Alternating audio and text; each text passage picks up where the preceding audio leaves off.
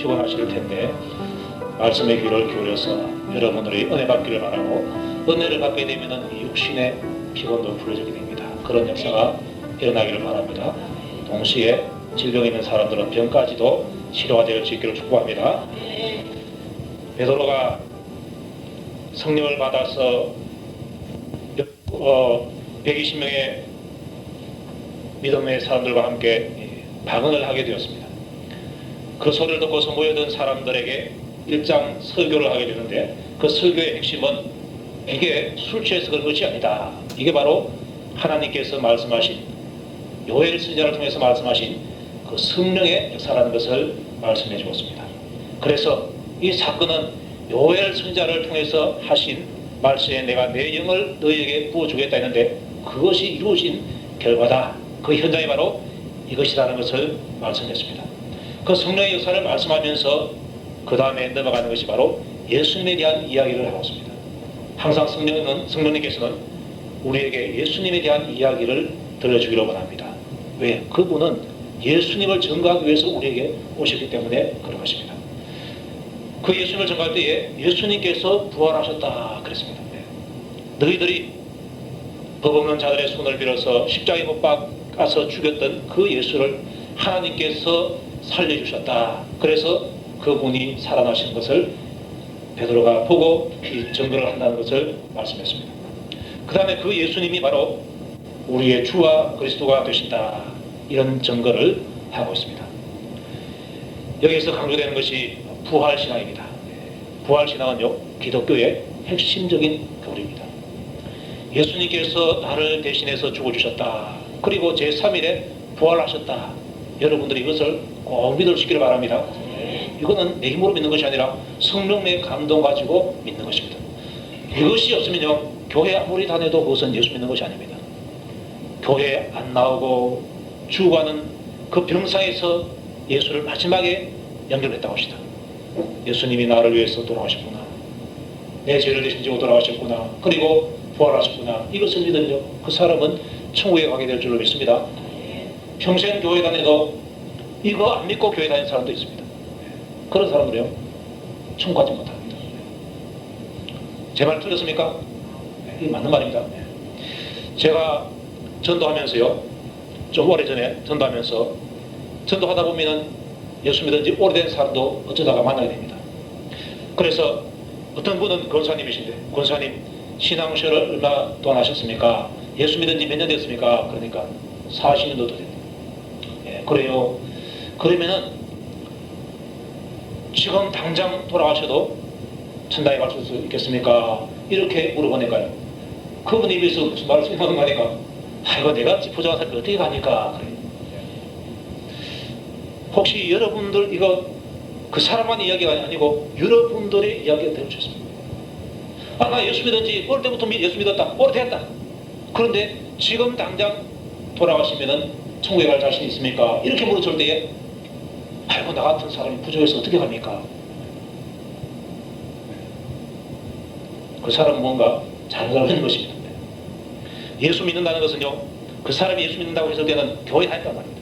여러분들 교회 다니는 거하고 예수 믿는 거하고 다르다는 사실을 여러분들이 깨달으시기 바랍니다. 교회 다니는 것은 그저 교회 다니는 거예요. 그런데 예수 믿는 것은 무엇을 믿는 것이냐? 예수님께서 내 죄를 대신 지시고 십자가에 못 박혀서 돌아가셨다. 그리고 제3일 만에 살아나셨다. 이거 믿는 것이 예수 믿는 것입니다. 이거 안 믿고 교회 백날 다녀봤자 필요가 없어요. 백날이 아니라 만날 다녀도, 백년을 다녀도 아무 소용이 없는 것입니다. 뭘 가지고 천국에 가느냐? 예수 그리스도를 믿는 믿음 가지고 가는데 그 믿음이 뭐냐? 예수님께서 내 죄를 대신해서 십자가에 못 박혀 죽으시고 살아나신 것, 이것을 믿으라는 것입니다. 이것을 믿으면 그것을 믿음으로 말미암아 구원을 받는다. 그렇게 증거하고 있는 것입니다. 바울은 이 부활을 강조하시면서 부활이 없다면 우리는 아무것도 아니다. 고린도 교회를 향해서 너희들이 지금 부활을 믿지 않고 있는 사람이 있는데, 만약에 부활이 없다면 그리스도도 헛되게 죽었고 내 믿음도 헛되고 아무것도 우리가 필요가 없는 것이다. 그런데 예수님께서 부활하셔서 잠자는 자들의 첫 열매가 되셨도다. 그렇게 말씀하시면서 부활을 믿어야 너희들이 구원받는다는 것을 말씀해 주었습니다. 이 부활은요, 부활절에만 부활이 강조되는 것이 아니라 매일의 생활 속에서 부활의 주님과 함께하는 그런 감수점이 있어야 하는 것입니다. 여러분들 우리가 예수 믿는다 할 때 그 예수님은요 부활하신 예수님이십니다. 주님이 나의 목자가 되신다 했을 때 그 주님은 바로 부활하신 주님이십니다. 부활하신 주님께서 나의 목자가 되시고 나를 돕는 자가 되어서 내 안에서 때로 내 곁에서 계신다는 사실을 여러분들이 기억하시기 바랍니다. 그 주님을 여러분들이 붙들고 사는 것입니다. 자, 이제 본문에 들어가서 형제들아 내가 조상 다윗이 대하여 담대히 말할 수 있노니 다윗이 죽어 장사되어 그 묘가 오늘까지 우리 중에 있도다. 그렇습니다. 이스라엘 백성들은요 아브라함 소리하면 꼭 죽습니다. 모세 소리하면 또 꼭 죽습니다. 또 다윗 그러면 또 꼭 죽습니다. 그만큼 아브라함을 높였고 모세를 높였고 다윗을 높였습니다. 그런데 그 다윗이 무슨 말을 했느냐, 그 다윗이 어떠한 예언을 메시아에게 한 것이냐, 이것을 지금 말하고 있는 것입니다. 다윗은 죽어 장사되어서 그 묘가 오늘까지 우리 중에 있도다. 그렇습니다. 이 말씀을 이해하기 위해서는 그 앞에 있는 27절을 봐야 됩니다. 다윗이 시편에서요 이렇게 말했습니다. 이는 내 영혼을 음부에 버리지 아니하시며 주의 거룩한 자로 썩음을 당치 않게 하실 것이미로다. 이랬습니다. 시편 110편인가 그 부분에 그 말씀이 나왔습니다. 내 영혼을 음부에 버리지 아니하시며 그 다음에 주의 거룩한 자로 썩음을 당치 않게 하실 것이미로다. 이 시편에 있는 한 구절인데 이 구절을 읽었을 때에 유대인들 치고 이 구절을 안 들어본 사람이 없습니다. 어떤 사람은 이것을 암송하고 있습니다. 원어로 암송을 하고 있습니다. 그런데 이 뜻이 뭐냐고 물었을 때에 자기들은 제대로 답변을 하지 못하는 것입니다. 그리고 제대로 알지를 못했어요.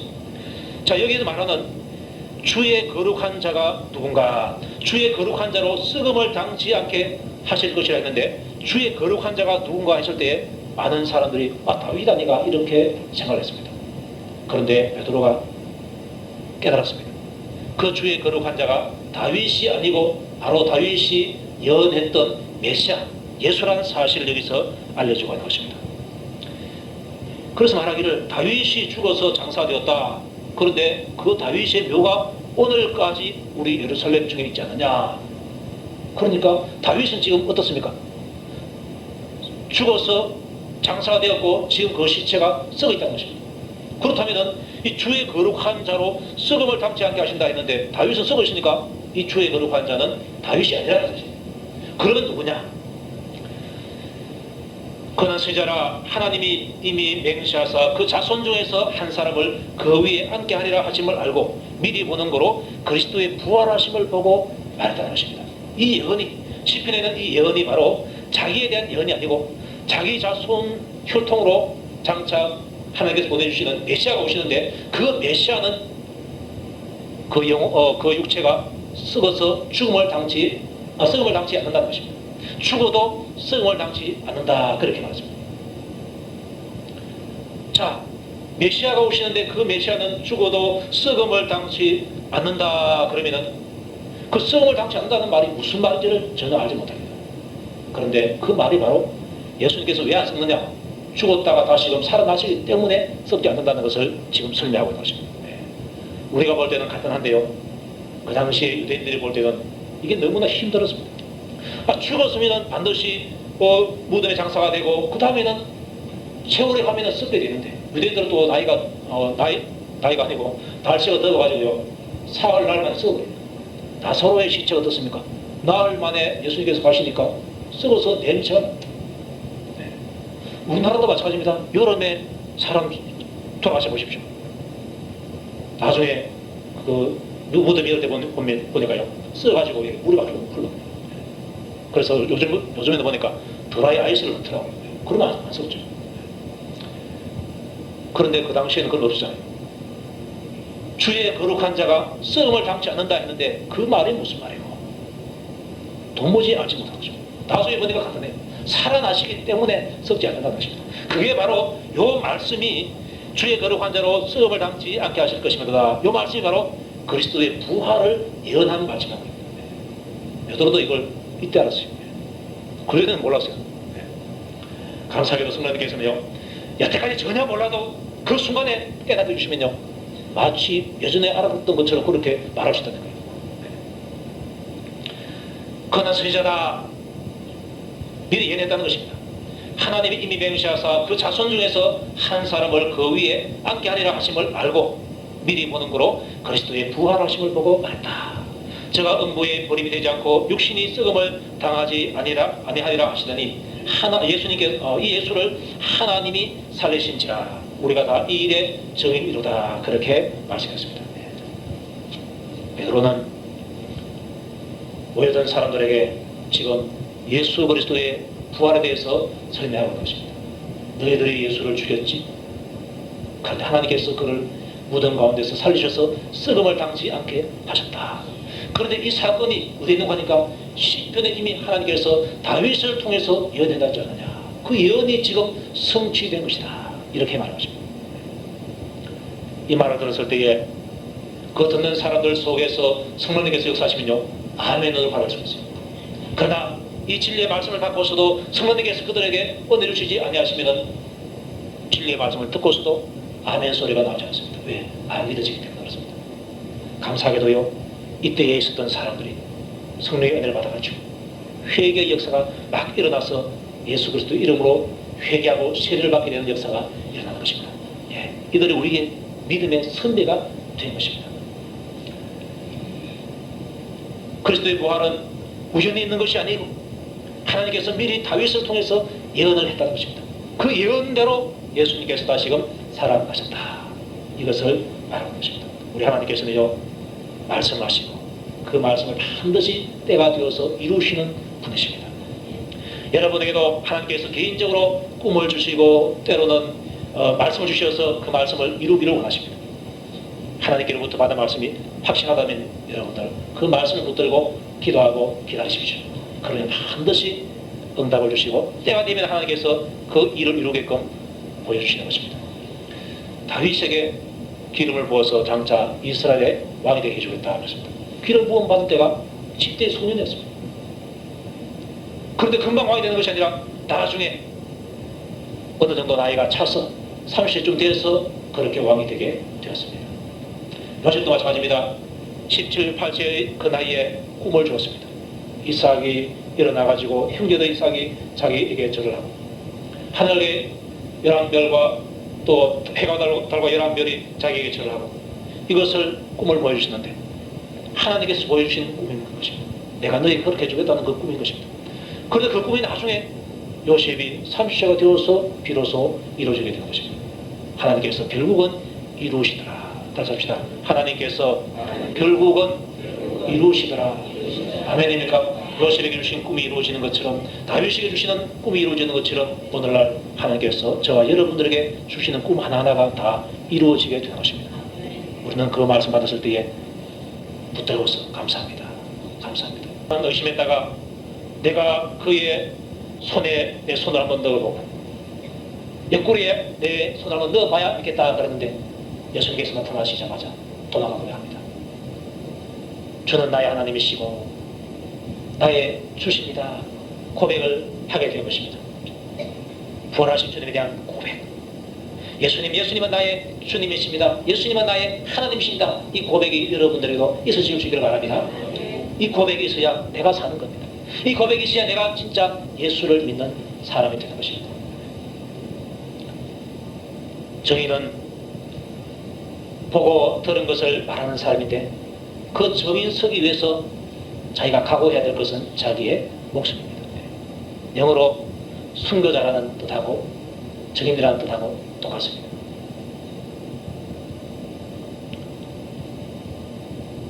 정인을 서기 위해서 왜 목숨을 각오하지 않으면 안 되는가? 바르게 정인을 서면은 자기의 목숨을 위협하는 사람이 있기 때문에 그 위협하는 사람의 그 위협을 무릅쓰고 자기는 나는 예수님의 부활하심을 믿는다. 분명히 내가 봤다. 10번 이상이나 내가 봤다. 라고 전할 수가 있어야 하는 것입니다. 우리가 복음을 전할 때도 마찬가지입니다. 때로는 오해받을 때도 있고요. 복음 전하다가 때로는 죽임을 당하는 경우도 있습니다. 요즘에는 이슬람권에 가서 복음을 전하는 자들이 들어있는데 거기 하면요, 쥐도 새도 모르게 죽는 경우가 많다. 터키가 이슬람 국가인데 거기서도 자유가 없대요. 지금 법으로는 기독교에 대한 자유를 주놨는데 법은 자유를 주놨지만은 그 사람들의 그 인식 속에는 기독교에 대한 배척감이 아주 많은 것입니다. 그래서 교회 간판을 잘 못 건대요. 그러다 보면 어느새 이슬람 가격대들이 와가지고 떼어버리고 돌을 던져서 교회 요창을 떼어버리고 그러니까 이 선교사들이 얼마나 위협을 받는지 모릅니다. 우리가 기도해야 할 부분 가운데 하나가 바로 그런 부분입니다.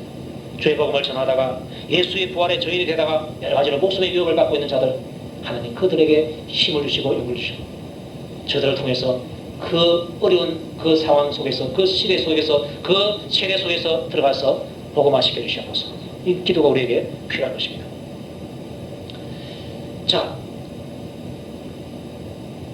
오늘 이스라엘 사람들이 보고 있는 이 방언의 현상이 바로 어떻게 된 것이냐?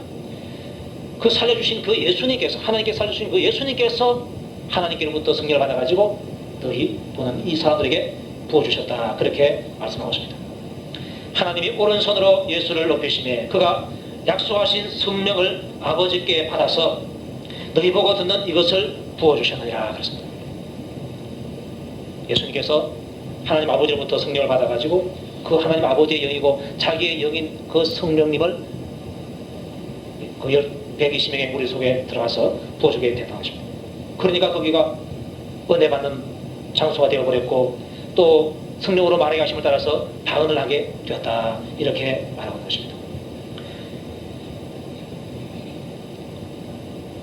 그래서 이것은 너희들이 초라한 것처럼 술 취한 것이 아니다. 지금 우리가 미친 것이 아니다. 성령의 역사가 일어난 것이라는 것을 강조하고 있는 것입니다. 또 말씀하시기를 다윗은 하늘에 올라가지 못하였으나 친히 말하여 가로되 주께서 내 주에게 말씀하시기를 내가 내 원수로 내 발등상 되게 하기까지 너는 내 우편에 앉아서라 하셨도다 이렇게 말하고 있습니다. 이 말씀은요 마태복음에도 있는데 어느 날 예수님께서 바리새인들로부터 질문을 받습니다.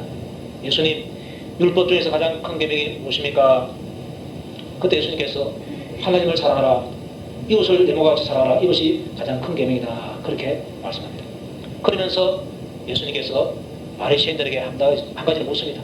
내가 이제 질문 한번 해볼게 한번 대답해라 그랬습니다.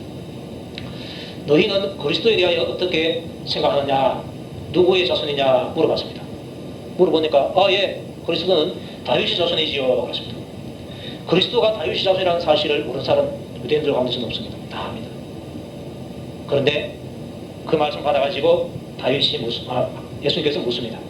그러면은 다윗이 성령에 감동하여 어찌 그리스도를 주라 칭하여 말하되 주께서 내 주께 이르시되 내가 내 원수를 내 발 아래 둘 때까지 내 우편에 앉아서라 하시도다 하였느냐. 다윗이 그리스도를 주라 칭하였은즉 어찌 그의 자손이 되겠느냐 그렇게 물었습니다.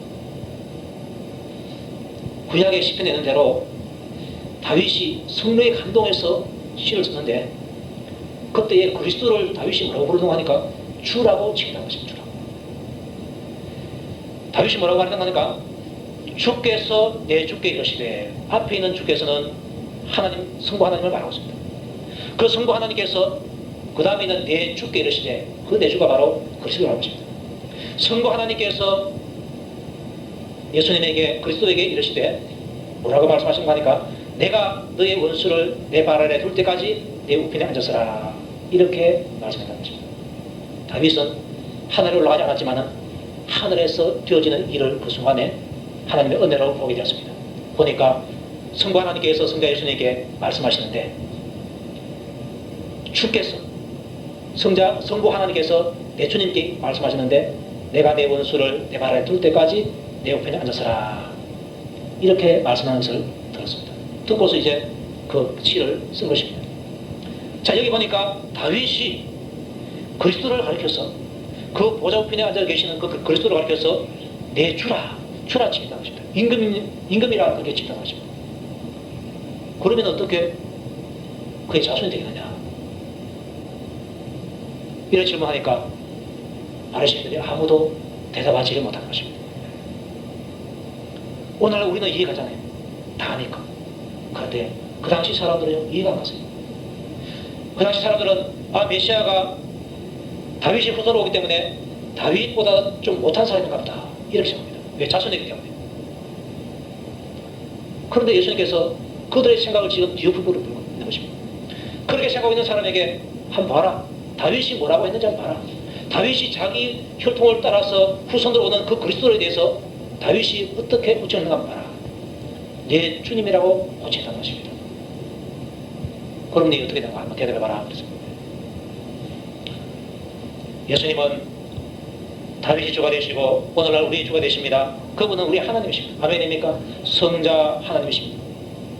그런데 그분이 낮아지셔서 인간의 모습으로 오실 때에 다윗의 혈통을 빌려가지고 오셨다는 것입니다. 왕의 혈통을 빌려가지고 오셨는데 이분이 유대인의 왕과 동시에 만왕의 왕이 된 예수 그리스도입니다. 그래서 예수님께서 내가 다윗보다 뛰어난 자다 그 말하는 것입니다. 내가 다윗으로 하여금 주라는 말을 다윗이 나에게 주라고 하는 그 주가 바로 나라는 것을 말하고 있습니다. 많은 시인들이 아마 여기서 깜짝 놀랐을 것입니다. 우리가 메시아는 다윗이 후손으로 오기 때문에 다윗보다 좀 못한 사람인가 생각했는데 다윗이 그 메시아에 대해서 내 주님이라고 취했다. 이거 어떻게 된 거냐 헷갈리는 것입니다. 그래서 감히 주님께 더 이상 할 말을 하지 못하는 것입니다. 이게 때로는 예수 믿은 지 오래되고 또 성경을 좀 맞다고 하는 사람의 어리석은 모습일 수도 있습니다. 바리새인들은요 얼마나 성경 말씀에 철두철미인지 모릅니다. 그런데 철두철미한 그것이 영적으로 되지 않냐고 자기 지식으로 되니까 하나님 앞에서는 아무것도 아니라는 것입니다. 어떤 사람은 자기는 성경을 3번 읽었대. 3번 읽기 때문에 성경 무슨 점도 알고 알긴 말아. 10번 읽어도 몰라요. 100번 읽어도 잘 몰라요. 왜? 성경은 읽으면 읽을수록 앞뒤가 끼어 맞춰가지고요. 퍼즐이 마치 맞춰지는 것처럼 맞춰가지고요. 믿어지게 되어 있습니다. 3번 잘난 거 그거 읽어가지고 큰 소리 뻥뻥 치는 사람 봤어요. 참 표만 합디다. 그런 사람하고 대화하면요. 그래, 네 고래 가가지고 네 지옥 가라. 이런 말이 들어요. 솔직히 말해가지고. 그러나 그걸 가지라도 사랑할 수 있는 것이 전도자의 마음대로 하는 것입니다. 베드로가 이 말씀을 합니다. 다윗은 하늘에 올라가지 못했지만 땅에서 보고서 승리 감동에서 보고 말했다. 주께서 내 주께 말씀하시기를 내가 내 원수로 내 발등상 되게 하기까지 너는 내 우편에 앉아서라 하셨도다. 이 말씀이 있는데 그 그리스도가 바로 예수님이라는 사실을 여기서 말하는 것입니다. 그러자 이스라엘 온 집이 정령 알지니 너희가 십자가에 못 박은 이 예수를 하나님이 주와 그리스도가 되게 하셨느니라. 결론을 여기서 딱 내는 것입니다. 중요한 것은 예수님이 바로 주와 그리스도가 된다는 것입니다. 다윗이 말했던 주가 누구냐? 바로 예수님이시다. 아멘입니까? 하나님께서 보내주시겠다고 하는 메시아가 그리스도입니다. 기름 부음 받은 자. 그 기름 부음 받은 자가 누구냐? 바로 예수입니다. 우리는 예수 그리스도, 주 예수 그리스도 이런 말 들었기 때문에 똑같은 말이구만 그렇게 생각하지만 그네들 아닙니다. 주 그리스도 이거는 같은데 거기에다가 예수님이 진짜 주고 그리스도냐 여기에 대해서는 의문을 많이 푸는 것입니다. 베드로는 이미 알았어요. 바로 주는 그리스도시요 살아계신 하나님의 아들입니다. 알았습니다. 성령의 깨달음을 주시니까 알게 되고 다른 사람들은 모르니까 예수님이 안식일을 어긴 범죄자인 줄 알았습니다. 또 하나님을 자기 아버지라 그래가지고 신성모독죄를 지은 그러한 파렴치한범으로 알았습니다. 예수를 그렇게 알고 있는 사람에게 예수님의 죽으심과 부활을 전하면서 바로 이 예수님이 하나님께서 주와 그리스도가 되게 하셨다. 다윗이 예언한 그 주와 그리스도가 다른 사람이 아니라 바로 너희들이 십자가에 못 박아 죽인 예수님이다. 그렇게 말씀하십니다. 그 현장에 있던 사람들이 이 말 들었을 때에 그 말이 믿어졌을 때에 어떻게 했습니까? 깜짝 놀란 것입니다. 저 사람 했겠습니까? 저놈을 십자가에 못 박아라 속하게 있던 사람이 그 있을 텐데 듣고 보니까 예수님이 부활하신 사실이 들려지고 성령의 오신 역사가 일어나게 되고 방한 역사가 일어나서 저 사람들 지금 분명히 하나님의 능력을 받고 있구나. 베드로 입에서 나오는 그 말씀이 저 사람의 그 갈릴리 어부의 말이 아니라 성령의 감동된 사람의 말이라는 것을 깨달아졌을 때에 자기들의 그 지은 죄가 드러나게 되는 것입니다. 그랬을 때에 그들이 어떻게 됩니까? 마음에 찔려서 베드로와 다른 사도들에게 물어가는데 형제들아 우리가 어찌할꼬. 이게 바로 하나님의 은혜의 역사인 줄 믿습니다. 여러분에게도 하나님 말씀을 들을 때에 여러분 마음속에서 마음에 찔리기를 바랍니다. 찔려서 주님 제가 어떻게 할까요? 우리는 답을 알고 있습니다. 주님 앞에 내 모든 것을 내어놓으면 되는 것입니다.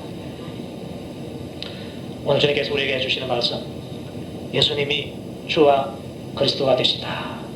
그분이 나의 왕이 되시고 내 죄를 대신 지시기 위해서 죽어주시고 살아나신 그리스도가 바로 예수님이시다. 내가 그 예수님을 붙들고 절대로 놓치지 않으리라. 여러분들에게 이 믿음이 충만해지기를 주의 이름으로 축복합니다. 기도드리겠습니다. 우리 하나님을 찬송합니다. 예수님께서 일찍이 십자가에 못 박혀서 돌아가시고 사흘 만에 살아나신 것을 저희들이 믿습니다. 이 복음이 전해질 때에 성령님께서 우리에게 감동 주시고 감화 주시어서 깨닫게 하시고 믿게 하심을 또한 감사드립니다. 이 믿음 가지고 우리가 살아가고 또 절대로 우리가 이 믿음에서 떨어져 나가지 않도록 주님께서 저희들을 붙들어 주시옵소서. 예수님 이름으로 기도하옵나이다. 아멘.